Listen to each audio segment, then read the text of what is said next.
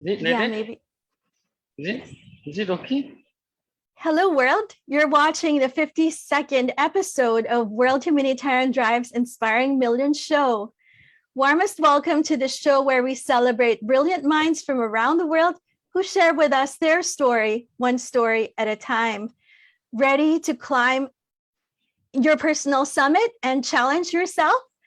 Our special guest is Datuk Mohanadas Nagappan, one of the first two Malaysians to reach and plant Malaysian flag at the top summit of Mount Everest in the Himalayas.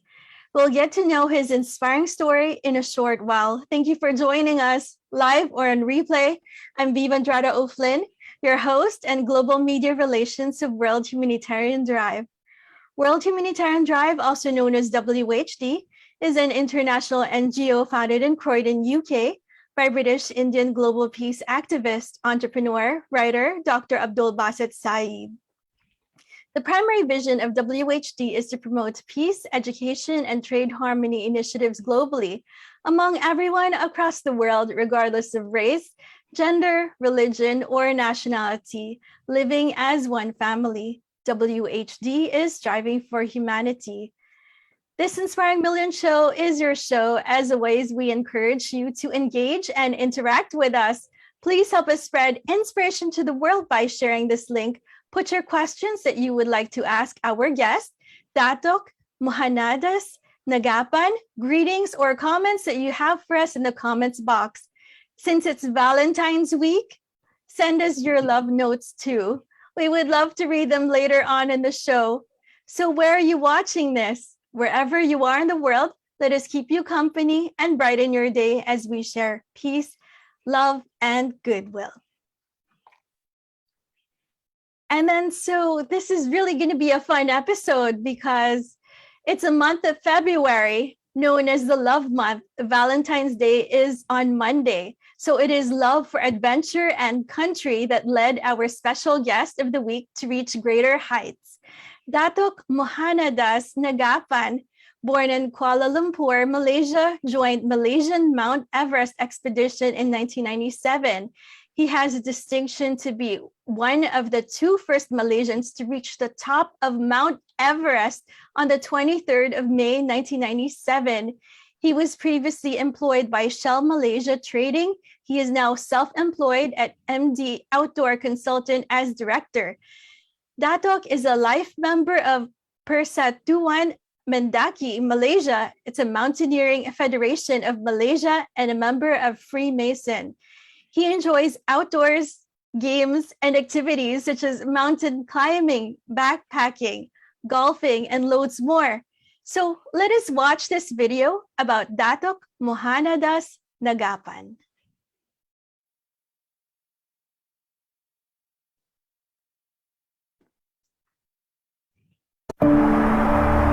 I always got a philosophy. Whatever you want to do, if you doesn't try, you don't know whether you can do it or not. Not many of them willing to take the risk. Climbing Mount Everest is very high risk, and not many people can make it. In 1996, I was selected one of the 10 climbers to go to Mount Everest. So we start from base camp. Before morning, one of my colleagues couldn't make it.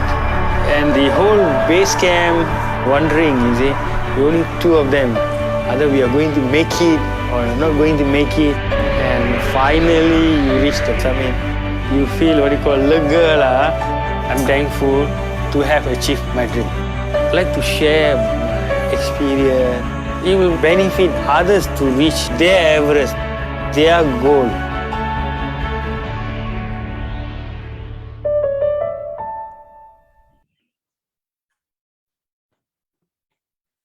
So with that, let us all welcome a man with a Guinness World Book record who will fuel our love for the outdoors, adventure, and mountain climbing, Datuk Mohanadas Nagappan.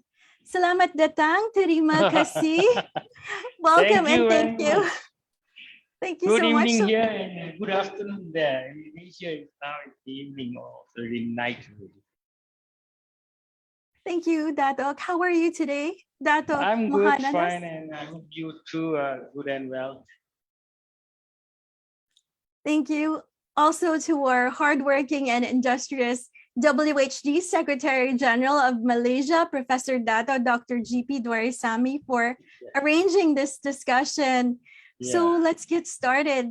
Datuk Mohanadas Nagappan, could you please briefly share about your background, such as your family, studies, sports, etc.? Could you please share with us? Okay, I'm from Kuala Lumpur, Malaysia. One of the four brothers, and the second in the family. My elder brother, born blind, but is a musician, great musician. Then I joined SHELL. I can say maybe University of SHELL. I joined very young age, 17 plus. And I supposed to retire last year, but I took an early option and I do my hobby as a business, niche market. I can say demand, mostly on demand for hiking. And I enjoy it. So how I get involved in outdoor mountaineering, I went for the outdoor bound school, 25 days in Lumut. It's a course of outdoor leadership and many more, challenges, team building, all these things. So I get a Merit Award for that. Then from that on, I get hooked up because I feel I love for outdoor climbing mountaineering. Then I joined the Malaysian mountaineering somewhere 1993. Then I joined them in their training in 1995, followed 1996. Then I was selected in 1996, one of the 10 climbers out of 120. Then in 1997, we have the expedition. Later, I will show you in the slide. That's how it goes. Thanks, Datuk. So you are among the very few achievers in the world to have climbed up the world's highest mountain range. Mm-hmm. Yeah, so could you please tell us more about it? Okay, now I will tell you a story like what I said earlier. Okay.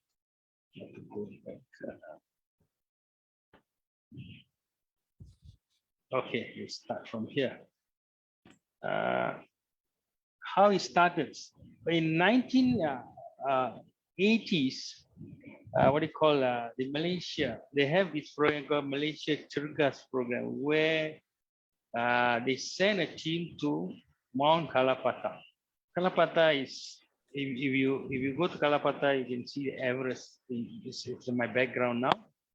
And this first team went there in 1993, end of 1993. In 1994, early 1994, some of them climb. After then, they have a plan. They want to climb to Mount Everest. So they make a memorandum of understanding with Kementerian Belia dan Sukan or Ministry of Youth and Sport. We call it in Malaysia. Then the program training starts. Somewhere seriously in 1995. But I'm not much experience in mountaineering, even though I joined Out of Bound in 1989. Then I joined this team. There's a lot of people much experience. We have almost about 120 people apply. What are the biggest challenge here? It's not the climbing. The biggest challenge here, I think most of them, family members don't allow them. Maybe some of them just married, the wife don't allow. Then the other one, some of them cannot get leave because I'm also working in private sector. I couldn't get a leave, so I took unpaid leave to join this expedition. I took a risk because you don't know whether you can achieve it or not, because you don't know whether you can come back alive or not. You're not sure yet. Then after that, they seriously selected 40 over people. They do training. Even we went for commando camp training. So they have to test our ability or what you call fear factor, all these things, team building. Some of them have been dropped off, even though they are much experienced than me because they cannot stay together, or sometimes they've been split away with their loved ones. Well, maybe their wife is part of the expedition and they couldn't take it, and they can't do, like I said earlier, team building. You have to do a lot of setup. You have to stay out of family sometimes a week or two, a month. It goes because we go overseas training, and this is how it goes. Then after that, they reduce to 20 plus.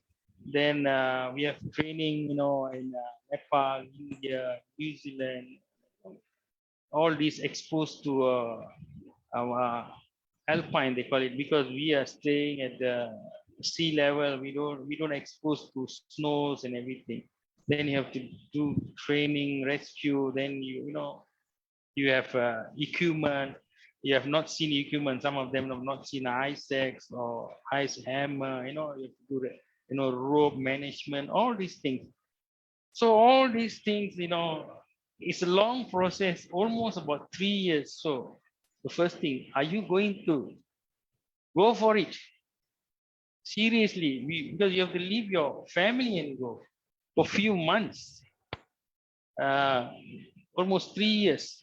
And most of the time, you can't, can't with your family, can't together with your family, your kids are schooling. And so these are the main basic challenge, many drop off. And finally, in 1996, December, 10 of them were selected. So me, one of them. So now the responsibility is very high. So everybody was, that time we got not even 30 million Malaysians, almost 30 million people are just looking at you, because this is one of the most expensive expedition in Malaysia, millions of ringgit in spent. Then the expedition starts on the uh, 1st March 1997. So before that, we have a chance to meet Sir Elman Hillary. That's the base camp. This is a recent photo. I went to the base camp. So when I was selected to climb Mount Everest, I thought if I go, I'll have a chance to climb Mount Everest. But I may not be able to survive to see my family again. But if I don't go, I wouldn't have a chance to climb, right? I will be beside my family, but I would not have a chance to climb Mount Everest. But I decide to take the challenge and make sure I manage to climb Everest and come back safely. That's why today I'm sharing my experience, Mount Everest Malaysian team 1997. So from 120, final 10, but submitted only 2. Okay, I will go. Okay, this is the starting point after this Kathmandu. So you have to go to Lukla. It's one of the dangerous airport. If you look, one of the most dangerous airport in the world. It's 2860 meter. Sometimes you can see, sometimes dog or horses passing by. A small airport, and that's landing. After landing, you take off. You can see a mountain in front of you. So it's another accident sometimes happen here. So this is where the starting point. Everyone here, we have 10 climbers and we are supporting staff. So we got 20 over people. Later you can see here, I think you see the pictures. Okay. So after that, we are heading to Everest Base Camp. So this Periche 4371. You can see here. This is the gamma pack. So this is like they call it AMS, acute mount sickness. So when you go higher, your body sometimes can't take it. The oxygen level is less. So sometimes you have this type of situation. Sometimes you have to put in this bag to depressurize them, or you have to get rescue heli to send back them down. come back to the normal condition. Otherwise, it's very dangerous if you move further. So we are still 10 of us, climbers here. And this is our official photographer. This guy is, this is 1996. He's one of a coach from New Zealand. And this is the way to Everest Base Camp. Even you see the suspension bridge used for ferrying loads. All these have to use the suspension bridge to bring load even to the base camp or any other mountain. That's Mountain Amadabalam. That's a small, what do you call this, village in the mountain. This is where I told you earlier in 1994, the first Malaysian team to Mount Kalapata. This is the first time they're exposing this alpine or whatever. It's every achievement starts with a single thought or when an idea became a dream. Then after that, they plan to go to Everest. So when you go to Mount Kalapata, you can see Everest from here. This is the Everest, the black one. Yeah. Okay. Okay.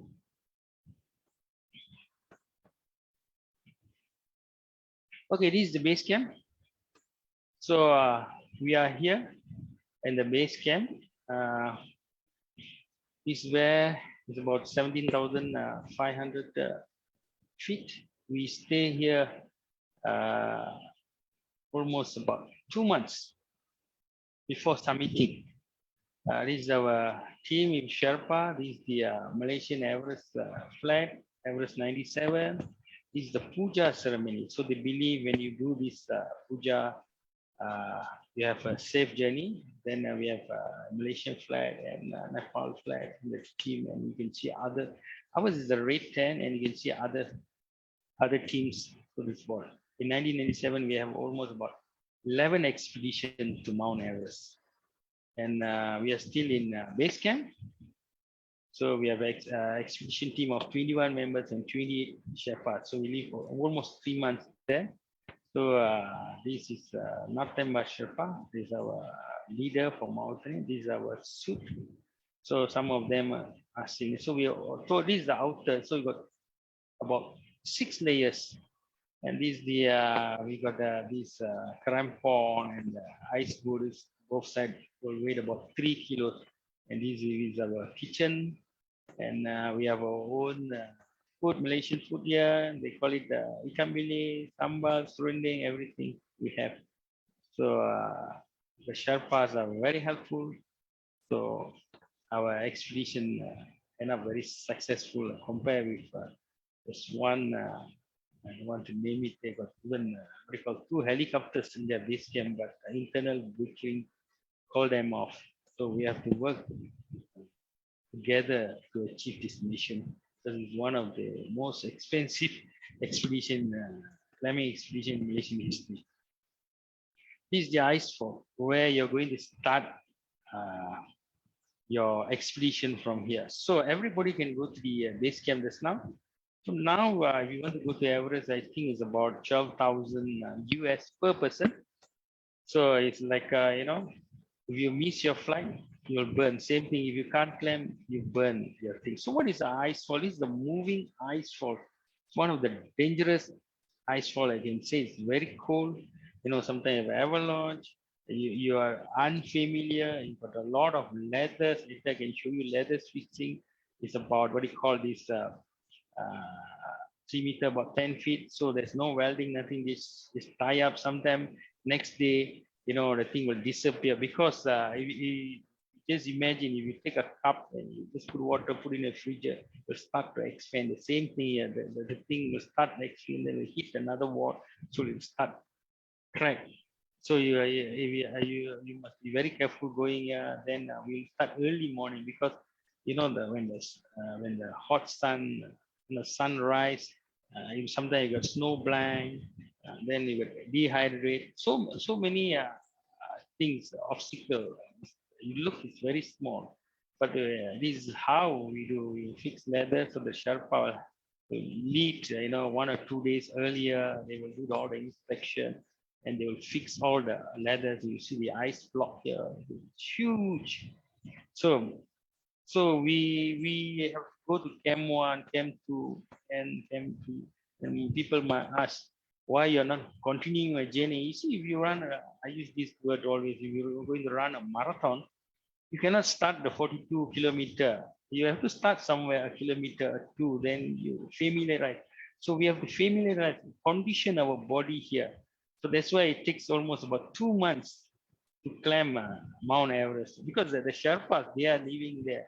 For them, it's nothing. So they can go up and come. But at the end of the day, the last part, they still have to depend on the weather. So this is the leather crossing I told you. Just imagine we are crossing here. This is ours.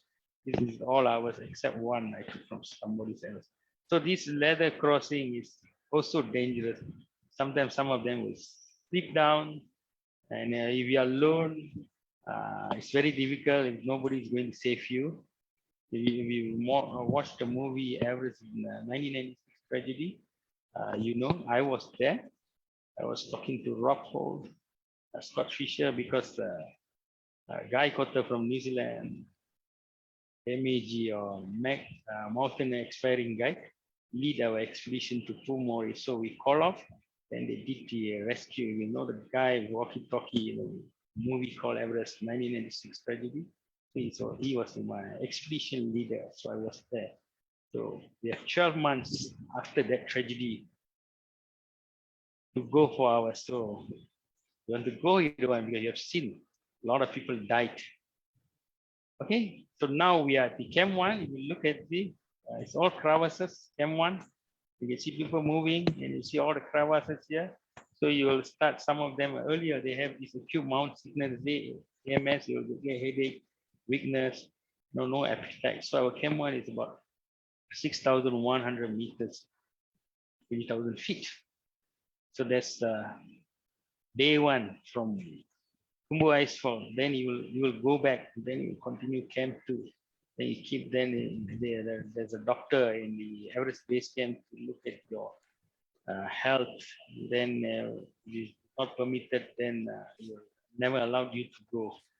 Then this is our Camp 2. So if you look at the Camp 2 here, it is there. And from Camp 2, you can see Camp 3. Camp 3 is 75 degrees on the slope. It's like a blue ice, it's a rock.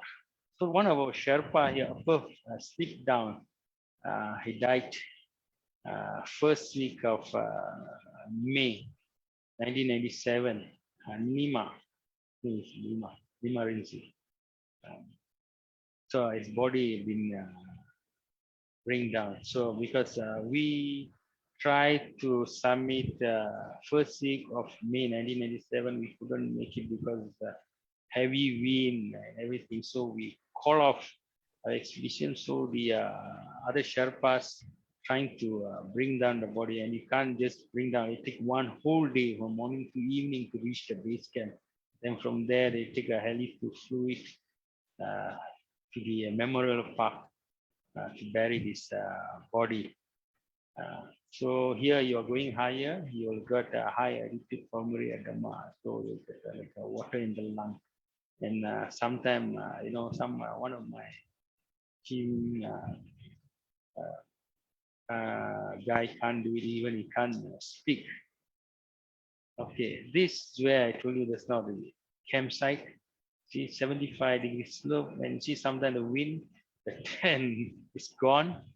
So we are after this, we are heading up. So now you are getting more serious. Your body is high altitude edema, where you will be more dangerous if it doesn't take care, listen to your body. If you can't do it, you have to calm it down. So this first week of May is the 8th May 1997, and we are moving up.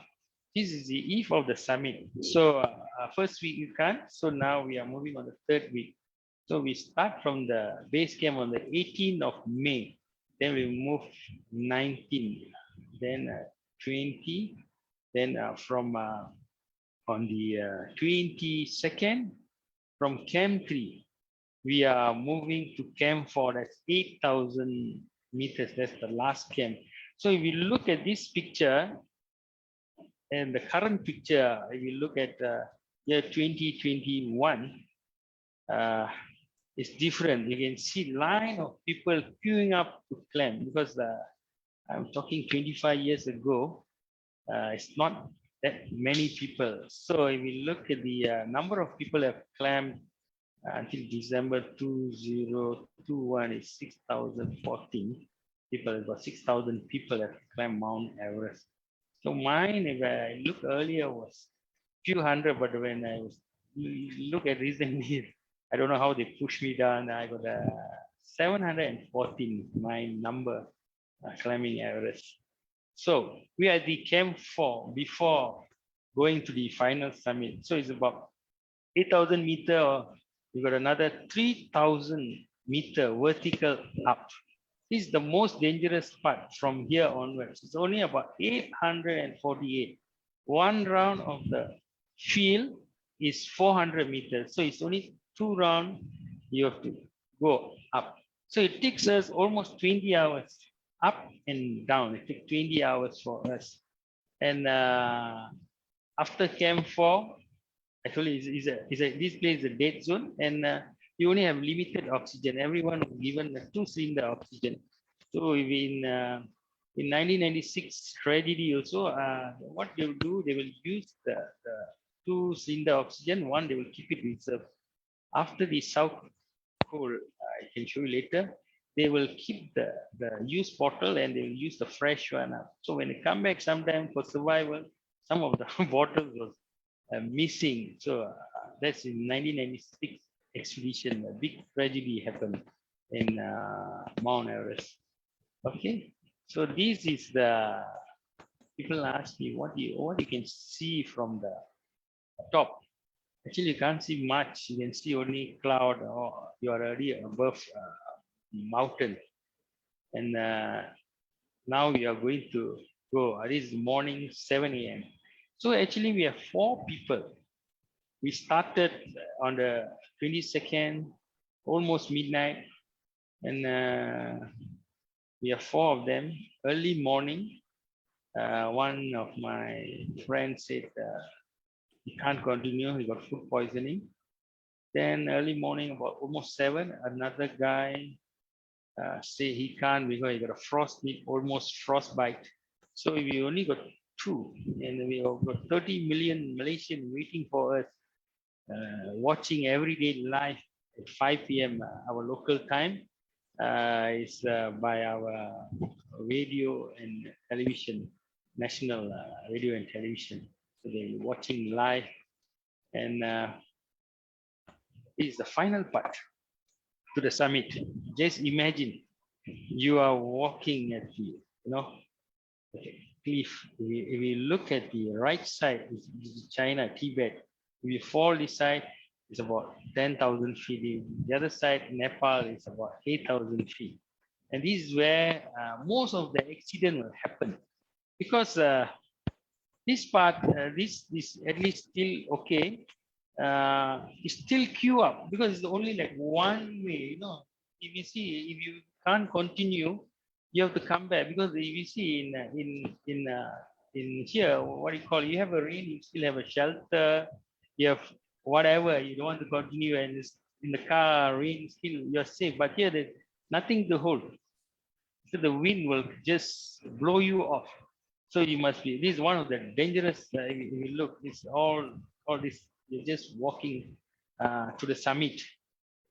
So finally, noon, May 23rd, 1997, myself and my friend, Datuk Mohanadas Nagappan, we reached the summit of Mount Everest. So firstly, I said we make it happen. Then I said, thanks to Sagamata, the local term, there's a goddess of mother of the world. This is the moment I can say that I got no words to describe, because whatever effort, whatever I was sacrificed for the almost 3 years, we have make it happen, but there's still a but. You still have to come back. You see, you're struggling to complete a marathon. You know, when you reach 30 kilometer, whatever, you're just going to complete the 42K, but you can rest after that. But here, no, you have to come back. You have finished. Doesn't mean you have succeeded. You have to come back to the base camp. Then you succeeded. That only not that. They will have to D10. That means all the load now will be equally shared to everyone. Everything you have to bring it down. Even the empty gas cylinder, whatever, we bring it down.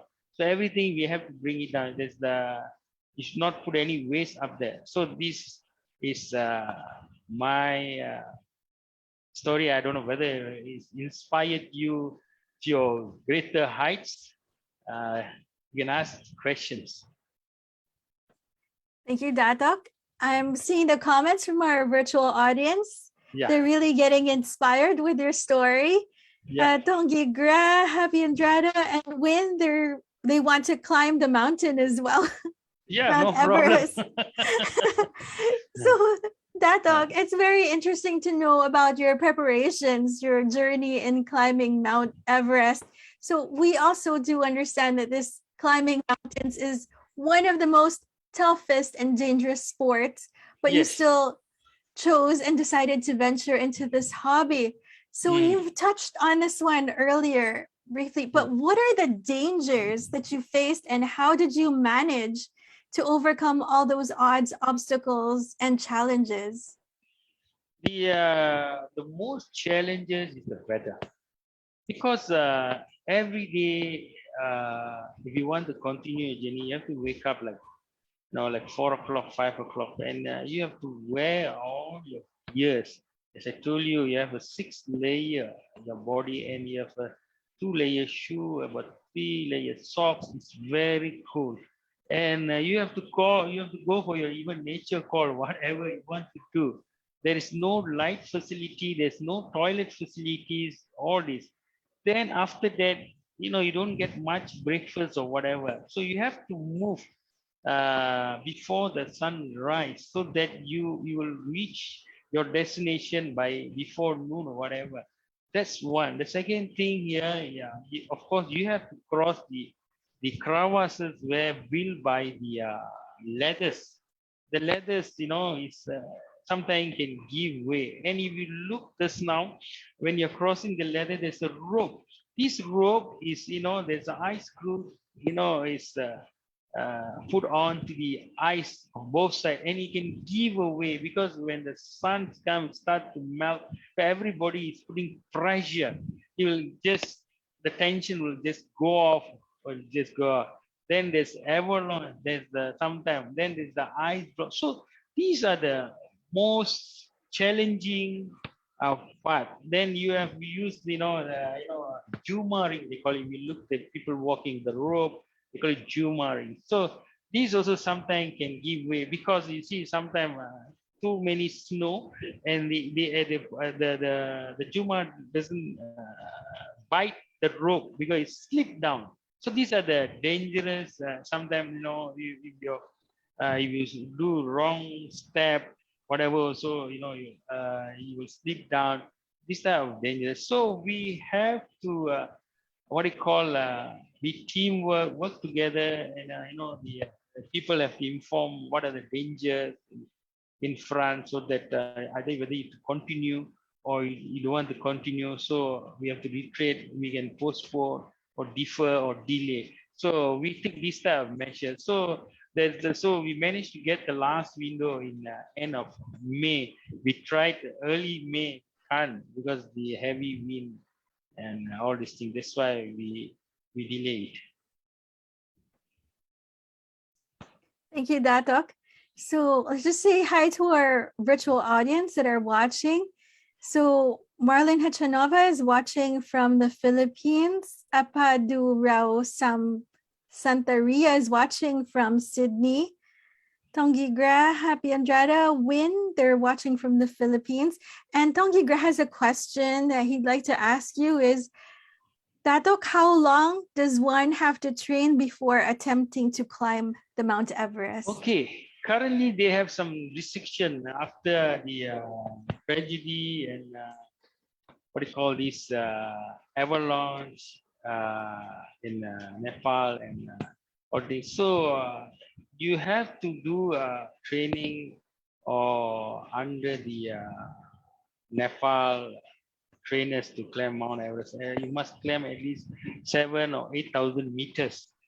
Then you have to do this rope management, rescue, all these things. So you have to attend 1-2 training. So now it will take about 1.5 year to climb Mount Everest. You can't just get the permit to climb anymore. So they restrict because too many people climbing now. So they want some people who are really exposed to mountain, have some experience and guidance by the guide, so that they can minimize the accident, or sometimes slow moving also will jeopardize the expedition. Thank you, Datuk. We have a question and comment from Professor Data Dr. GP Doraisamy. He's Yes. saying, congratulations to our legendary Datuk Mohanadas and also to your team, partner Datuk Majandaran, Okay. who together achieved your lifetime ambition of reaching the summit of Mount Everest in the Himalayas on 23rd of May, 1997, and managed to plant the Malaysian flag. So you made all Malaysian proud and instilled the spirit. His question is, earlier you told us that you had met Edmund Hillary of New Zealand, the first climber to reach the summit of Mount Everest. Please share your feelings of meeting Edmund Hillary, and what are the advices and important guidelines to you and your mountaineering team of Malaysia? Okay, I'll be really honored to meet Sir Edmund Hillary twice. One in 1996 when he was in Malaysia, where he really inspired all the climbers, and he advises is the mountain is still there. If you can't, if you know it's danger or during your time, whatever, so you have to delay, so he only climbed once. When we asked him why you don't want to climb second time, he said one time is enough. He did a lot of charity to the Nepal villages, on the mountaineering side. Of course, if you go there, poverty is, in Nepal and the mountaineering side, they're surviving very difficult for them to survive, because they don't have much resources there except the mountain income from the tourism. And I met him second time, 50th anniversary in Nepal, the 75th grand. Then I get an autograph. So not many climbers in the world got a chance to meet Sir Edmund Hillary. So I would like to thank our expedition, that means the Malaysian government or the ABS, Malaysian Youth and Sport, arranged bringing them, because I told you earlier, it's one of the very costly climbing expedition, and the Malaysian government want to really achieve it. So that's why they even bring the Indian advisor, Captain Kohli, first Indian Mount Everest team submitted. He also here as our advisor. Those days they be showing not like what I showed. They show the VHS tape, and they use the the oxygen cylinder is huge. Ours is only 2.5 kg, and theirs is heavier. And the equipment, I think, is more heavier than us. And it's a black and white movie we was watching, and when we see that, we feel fear. Wow, we are going to exposed to this type of environment. Then that's one part. What's your second part of the question? Yeah, so just about meeting Edmund Hillary, and then Yeah. so he has another question for you. And the important guidelines to you and your mountaineering team of Malaysia. So what are the advices and that's guidelines why. that you would like to share? Yeah, that's why. We have advisor. That's our Captain Kohli, MS Kohli from India. Is running a Legend Hotel there. Legend Hotel is the person who lead the first Indian team to Mount Everest. Then we have Sir Edmund Hillary, and we have a sport ministry here. And we have this our MS Majid Sultan Negara also in advisory team. So we have many what you call people or NGO or government people, even we have a medical team. So looking at our performance, we have performance here. So for example, you have to do what you call that first 1 year before they select the 40 or I think 40 over people. They will be doing like, running, 2.4K. Then you have to do like what do you call some chin up. And then you have to do some swimming, expand your lung. These are the things. So the advisory team is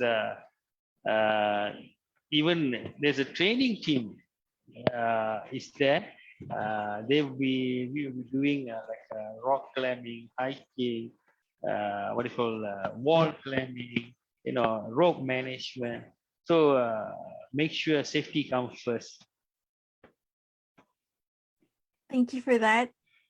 And also, you were definitely lucky to have the chance to meet Edmund Hillary twice. So, Datuk, please enlighten us about your other climbing partners in the team and how did they perform? I met him during when I joined the 1995. I met him during the training. Then we were handmade. Handmade means we stayed 2 months together in the same tent during Everest climb. We are still keep in touch regularly. He's the principal in a school now. Sri Muda recently a heavy flood on his school, and we keep in touch every time we do our anniversary. And we hope if this year the travel border open, we want to go to Nepal, maybe to the base camp to celebrate our 25th anniversary of ascent Mount Everest. So it's a really February, and we are still not sure. Otherwise, maybe we will climb our own mountain in Mount Kinabalu. So we are planning now. Thank you, Datuk. So I'm going to read more comments from our virtual audience. Elizabeth Johnson Berkasha saying, hi, watching from Alabang. And then Win is saying, very nice and inspiring life-challenging experience, Datuk Mohanadas. And Professor Dr. GP Doraisamy is asking, Datuk, could you please share the total sum of money needed for any aspiring and interested climber? Probably you could also share with us how you yourself managed to get that huge sum of money. Oh, this is earlier I told you like we have 120 people. Some of them drop off. One reason is financially too, because our it's our second training. Because I couldn't attend my first training in India, Kulu Manali. I attend my second training in New Zealand, Bona Glacier, south part of New Zealand, from Wanaka. So before going to the mountain, we go to the equipment shop. Make sure everything intact. Otherwise, you cannot go to the mountain. It's a 1 month training course, rescue, rope management, etc., etc. And we have to stay our own. That's where team building comes. We have to cook ourselves, manage ourselves financially. And many of them they can't take it. The first thing is on the equipment side, because financially on earlier stage, it's not fully sponsored yet until 1996 June, where the Prime Minister, hand over the Everest flag to our late Norami, or President of Malaysian Mountaineering Federation. Until then, the Malaysian mountaineering got difficult in financing. So everybody, they have to come up with their own money to buy equipment. It's not cheap; it's expensive. Must have a boot to climb. Alpine or ice mountain, whatever, with a crampon and inner layer, freezer, and jacket, down jacket, helmet, glove, and a lot of things you must be prepared before you go to the mountain. Then some of them they have to borrow, until I have to give my credit card, use maximum to support other colleagues. Then the other part here, then they have to stay 1 month. Then sometime when we go climbing, weather bad, then we have to come back, stay. Then when you stay there, you still need money to stay, whether you stay in the lodge or whatever. Then after that, we have a title sponsor where Telecom Malaysia, our telecommunication, came to the title sponsor. That's why you see the project Malaysia Telecom Everest 97. Then other small sponsors came in, a few of them. Then the other, besides the telecom, the Ministry of Sport, they want main what you call sponsor and responsibility to do its success. Then we have our telecommunication, where our radio and TV national do live telecast. So this is how the expedition took over after June 1996.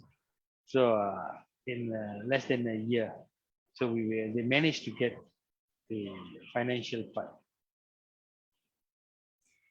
Datuk, so we do hear of many tragedies, attacks by wild animals, injuries, deaths, and climbers getting lost in the jungles at some parts along the journey. So would it be possible if you could please explain on these unfortunate incidents that had happened to the climbers? So did you or your team members encountered any health issues during the climb? And how was it handled? I think this is a long question. Animals, I think in our Everest expedition, there's no animals, because there's no animal surviving after the base camp. Maybe there's, I don't know what, a crow or something fly to be high for food. There's no animal. Okay, losting in jungle, yeah. Sometimes, they don't go together. They don't go in pair, they go in single. So when they walk, they will see the other side, the path, the side, so they just walk. And if you get lost, if you keep on moving, the chances very rare you will come back. But if you stop there, and current technology, if you have a phone, you still be contacted, or if your phone is not working, if you stay there, you're still okay. But sometimes do happen. That's why in Malaysia, they close climbing mountain or the forest in December because monsoon. A lot of places where the mudslide and tragedy happen. Sometimes some other reasons, health. Sometimes heart attack could be, accident could be, slip down. Sometimes got bee stung. If you go to the jungle. So this I think is better to go by group or by pair, rather than go by single, because if something happen, there's nobody is going to help you. Even the rescue might come, but maybe be late. So my advice here, if you are going to go first time or you don't experience, please get advice from experienced people. Even if you want to pitch a tent in the jungle, make sure You pitch at a proper place. Don't just pitch. You've got a nice tree up there, and you put there. Maybe you don't know heavy wind come, the tree will drop. You don't know where it's rotten tree. Then you don't. Some people like to, then beside the river, you are sleeping, heavy rain. Tomorrow you and the tent will disappear. So these are the things you should get advice from experienced people before you do your what you call hiking or trekking or staying overnight in the jungle. So it's a lot better to have someone with you while you do Yes. the climb. And then, Yeah. so now let's talk about Sherpas, because we know that individuals or team climbers must engage the professional services of local Sherpas who know the route to guide climbers from base camp till the peak of the mountain. So they also carry equipment, food, and other necessary items. So could you share to us more about Sherpas and the job services they Yeah. provide? We look at the earliest slide. See, we got about 28 Sherpas. That means these Sherpas, what their duty here, from the base camp onwards, because before the base camp, they will be using yak. So these yak, will live in the, you can see in the, what you call high altitude. Be carrying all your stuff to the base camp. So in base camp, we have a Sherpa who look after the kitchen. So when you look after the kitchen, he will be looking after the climbing side and the Sherpa community where he prepared food for breakfast, lunch, and dinner. That's one part of the Sherpa. Then we have another Sherpa who only ferry loads from Camp 1, Camp 2, Camp 3, and Camp 4. He will just park it there. So every time he will be paid for Camp 1, Camp 2, Camp 3. So we leave, he knows. So it just most of the expedition do that. So we have one part of it. Then we have Sherpa leader where he have a Sherpa guide climb with us. So for 4 of us, we have 7 Sherpa climb with us. 7. So later 2 of them, they can't make it, so they retreat down. So we got 5 Sherpa in the summit with us. 2 summit here plus 5. So 7 of us in the summit. So the other Sherpa, they are helpers. They'll be doing like, housekeeping, looking after the tent and everything, You're staying at the base camp, it's rock and ice. It's not a flat, it will keep moving because when the sun comes, it starts melting. So you have to adjust all things. So these are the things they will be doing for us for 2 months plus. They're very helpful. I think without the Sherpa, I don't think so many people can climb Everest because you can't be carrying everything and going on your own, you see? Yeah, so definitely Sherpas are really needed. Yeah. So we also have some pictures to share. Oh, could you this see one. Oh, this is. I never expect the Guinness World Record because what I did after coming back, I said I still have 1 rest day before I move down. So I decided to shave my it as a Thanksgiving because out of 120 or out of 10 final climbers, I managed to reach the summit. Then I wrote to them, and first they rejected. Then after that, I get all the supporting document from Malaysian Mountaineering and the travel agent in Nepal. And then the supporting document. Then they accept it as a world record shaving head at the Everest base. Yeah, so that's a great achievement as well. And then we have a lot more pictures to share. Just see if we could make it all work. Okay, so here is I think over here.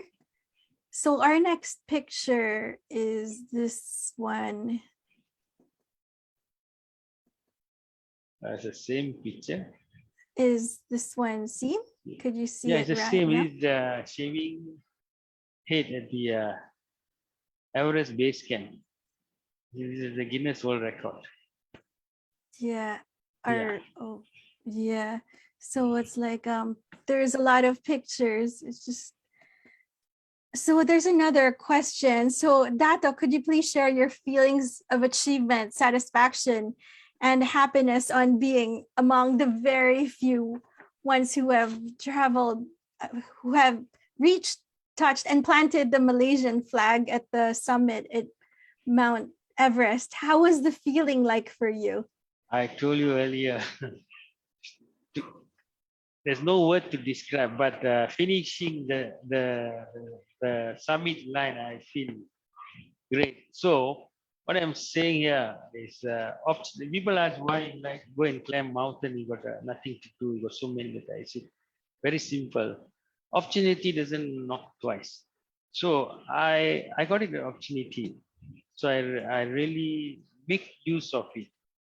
That's why I have a chance to climb Everest and talking to you. So what I'm saying here, if you got an opportunity, you have to what you call apply it. You must have the determination.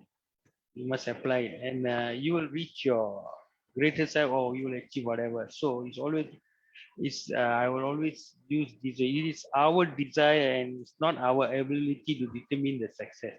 You must have the desire. You say, I want to do it. Definitely. So that is really a great quotation as well. Yeah. So, and then could you also tell us what it was like being able to climb Mount Everest? And then when you came back to Shell, you were getting promotion after promotion. So can you tell us? That was unexpected. So I was I worked for Shell for 38 years. It's supposed to be 42. So I took earlier VSS, and I'm doing what do you call this, hiking. My hobby as a business, demand for niche market. I never expect I will get a triple promotion on this 1997. Then followed by few more promotion, and that short span, I got about 7, 8 promotions. Nobody got that much promotion in, I think, and I'm the first person in the Shell world climb Mount Everest, because there's another guy, his name is John, I can't remember. He joined Hillary expedition, but he never submitted Everest. And you have this really interesting quote that you said that, so the mountain pushed me and put me at a place where I was not even able to dream of. So yeah, because every time you see, you have not, let's say, go to the higher mountain, you say, why can't I try it? Because even currently my son is a big time mountaineer. They've climbed most of the Malaysian highest mountain, and he have joined me 2 mountains so far. So maybe I don't know whether he will come to the base camp this year.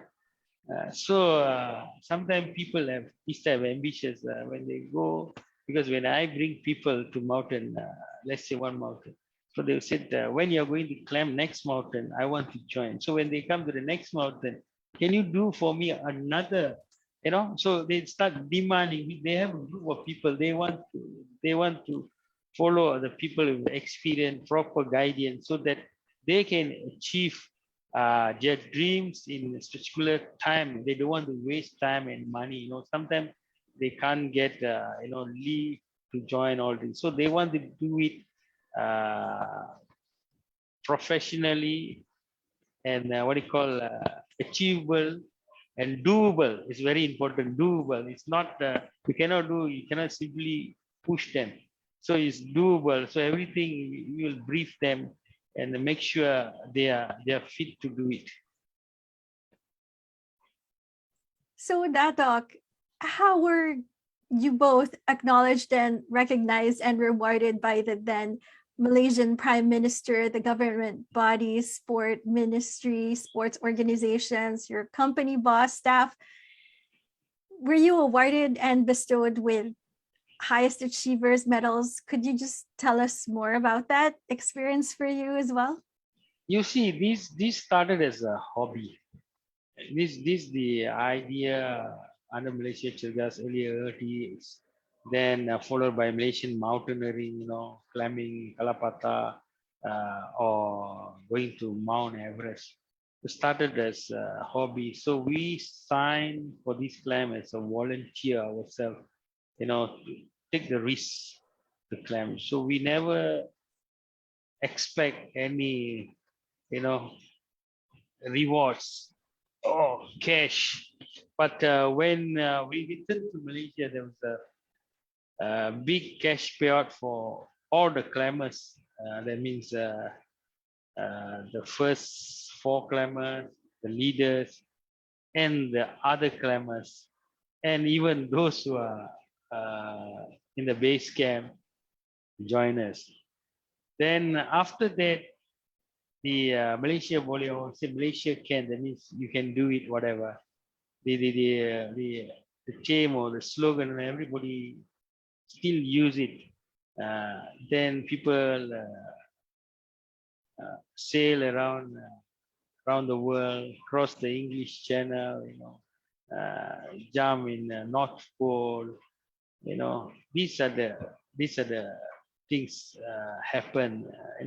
And they've been rewarded after us, but we was not given.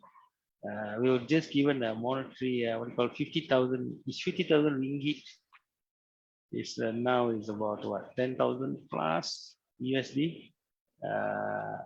Then the other climbers were given 20,000. So this is how after that 13 years we get our first datukship from the Penang government. Then the following year we get from federal government another datukship.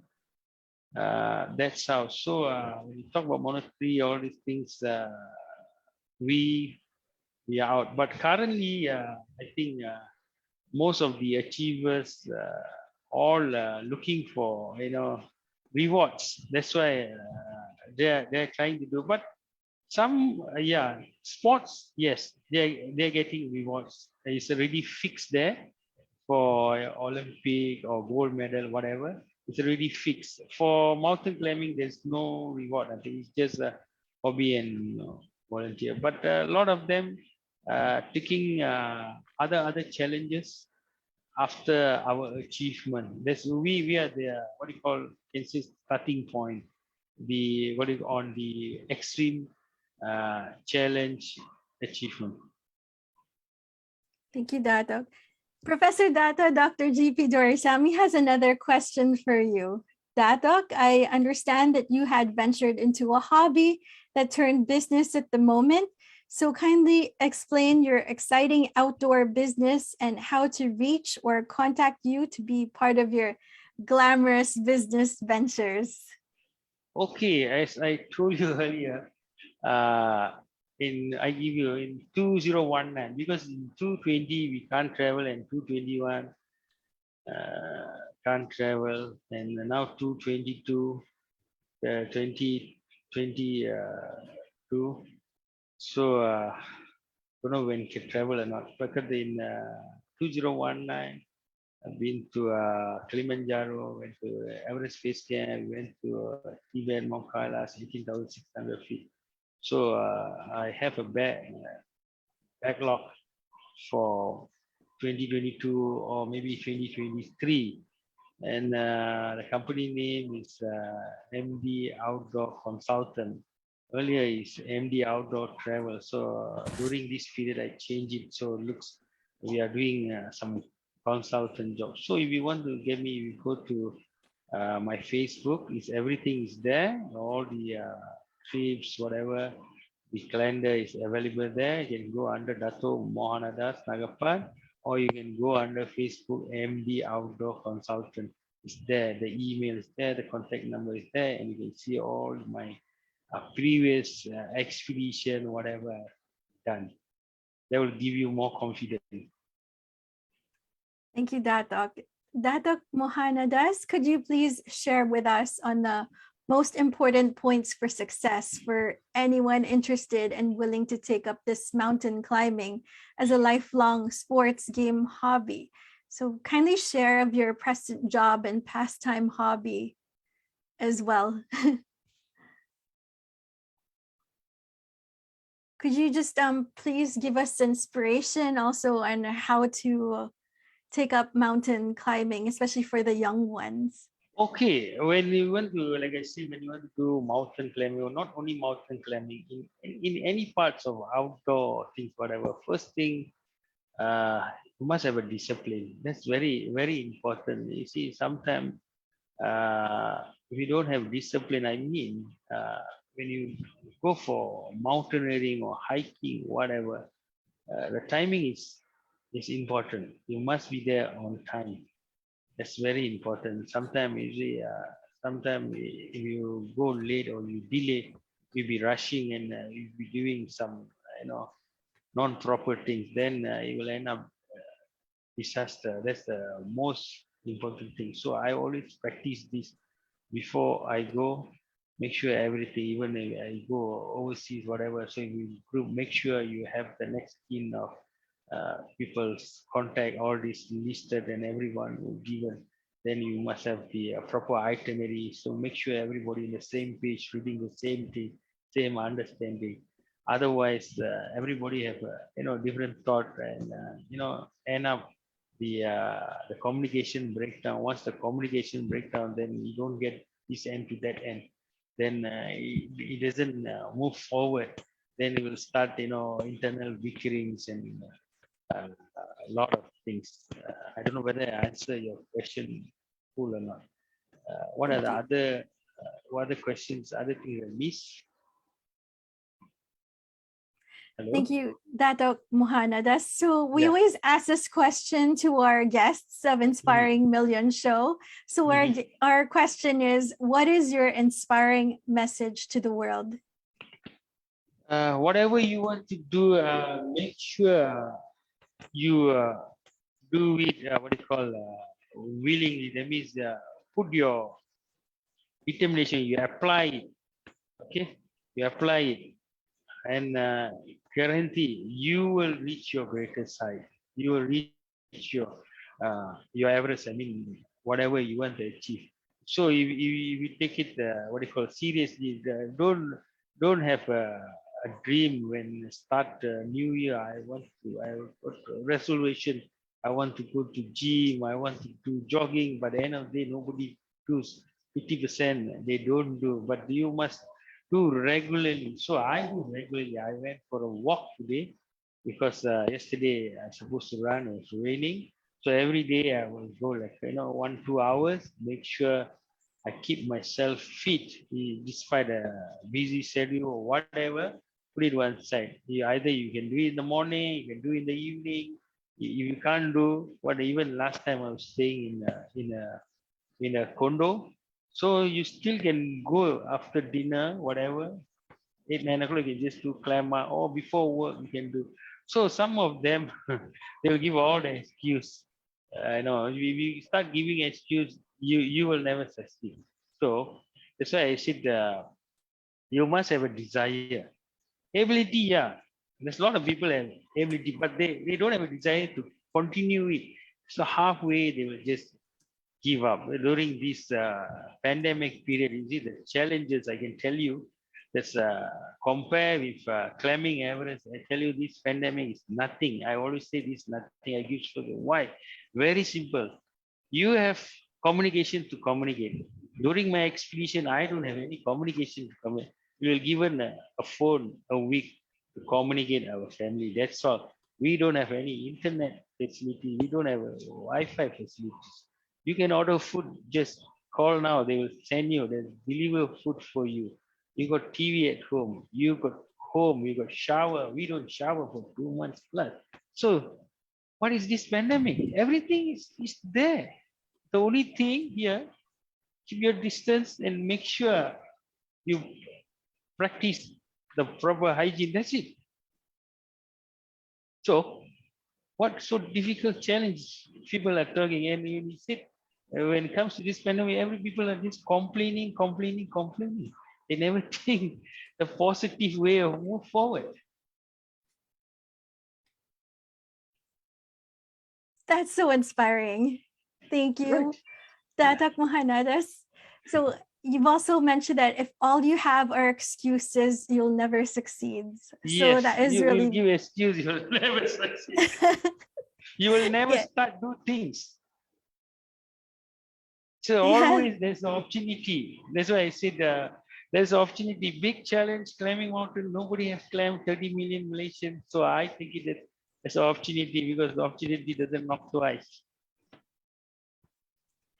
Thank you so much. We'd also like to thank our virtual audience for watching. We've got NP Milio, Clarice De La Costa, and John O'Flynn is saying, great show. Tony Cranston, he was our guest before, and he said, brilliant fellow, very inspiring. So Thank you. thank you so much. Thank you, Datuk Mohanadas Nagappan, for Thank honoring you. us. Thank you and have a great day. Thank you so much for honoring us with your presence, words of wisdom, and inspiring the world with your story. So in honor of international recognition for your virtue and persistently serving and inspiring humanity with your noble deeds, World Humanitarian Drive would like to award you Datuk Mohanadas Nagappan with Inspiring Humanitarian Award. Could you see it? Okay, thank you. Okay. Congratulations. Thank you for your humanitarian works, and here's to many more. And also, we would like to share a quotation by our special guest, Datuk Mohanadas Nagappan. And here's the quotation. It is our desire, not our activity, things. I believe the sharing. Yes, could you please read it for us, Datuk Mohanadas? It is our desire and not our ability which determine our success. I believe that sharing, that means I believe the sharing of my Mount Everest climbing experience will inspire everyone to reach their greater heights. Thank you so much and congratulations. We were very inspired hearing your story. Datuk Mohanadas Nagappan, one of the first 2 Malaysians to reach and plant Malaysian flag at the top summit of Mount Everest in the Himalayas. We hope you enjoyed today's discussion, that it motivated you to find your own adventure, surpass your challenges, achieve your goals, and climb your personal summit to success. In these uncertain times, it's so easy to blow our top off and flare up at the slightest annoyances, grievances, and inconveniences. It's much harder to stay sane, but we have to stay sane and be true humanitarians that we aspire to be. What the world needs us now to be caring for other human beings, even if they have differing opinions and views from us. We all have our own personal mountains to climb. We are living in dark times. We have to be the light. Let's channel the admirable traits we see from others and apply them to ourselves. Let us find the best within ourselves and share it with the world. The world needs us to awaken to our greatness, to not cower in challenges, but to courageously face them and persevere in living our best lives. You have the right to live life the way you choose. It is your right to say no, to refuse to be an experiment. Let us be courageous in speaking our truth. Remember that fear divides, love unites us all. Here at Inspiring Millions Show, we present you with brilliant people from around the world. So feel free to connect with them on social media, and together, let's make a difference in the world. We definitely all need inspiration, especially in these times. Listening to people's stories enrich our lives. If today's discussion inspired you, please like it, share it, send us a comment. Do share with us your takeaways from today. Follow us on our social media accounts. Click subscribe on our YouTube channel, WHD Media. Visit our WHD website, www.whd.org.uk for more inspiring events. Everyone, let's get active and healthy. These are times we should strengthen our bodies, minds, emotions, and our faith. Please remember to have compassion, be kind to yourself, others, and our planet. To our frontliners, we salute you. We thank you for your hard work, sacrifices, and dedication to humanity. Love and virtual hug to you all. WHD would like to greet all those celebrating their birthdays and special milestones this week. Happy celebrations and happy Valentine's Day. Have a wonderful weekend.